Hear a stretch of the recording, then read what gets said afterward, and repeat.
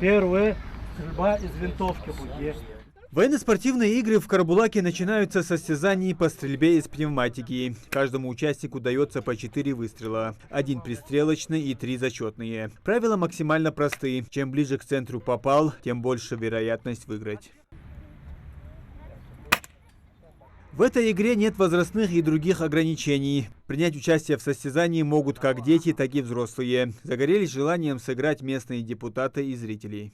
Само состояние, которое находится, когда рядом с ними происходит такое событие. И вы знаете, я даже загорелся желанием и дальше продолжить.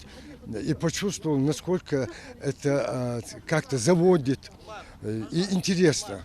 Я представляю, какое у них состояние, у наших представителей молодежи. Как отстрелялись? Отстрелялся, насколько мне специалисты отметили, неплохо, даже, можно сказать, хорошо.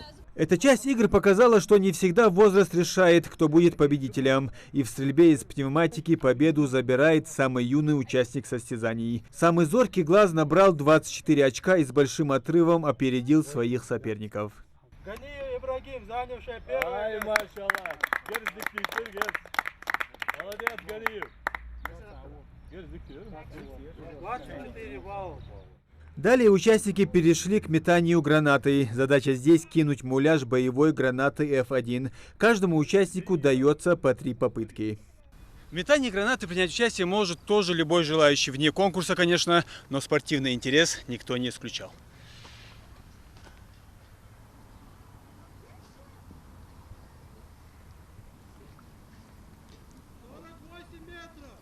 На призы и признание победителя в этой номинации могут претендовать только юные участники состязаний. Хамзат Эльмурзиев с первой же попытки метнул гранату на 38 метров и с большим отрывом забрал первое место.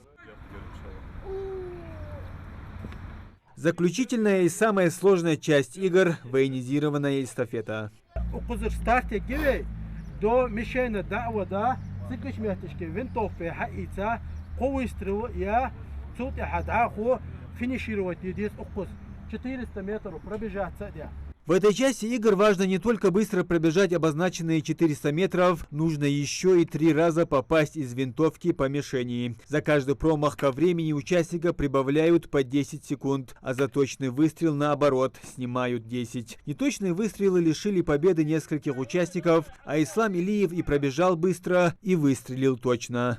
Первый раз побегу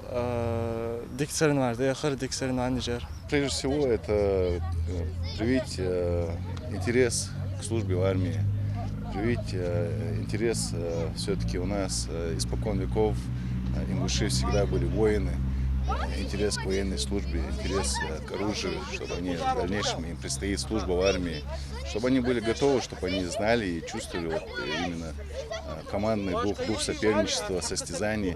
Вот, собственно, именно вот больше акцент на духовно-патриотическое воспитание. Всего в состязании приняли участие больше 30 человек. Победителей и призеров наградили ценными подарками и грамотами. Муслим Ганиев, Джамалей Султыгов, Новости 24.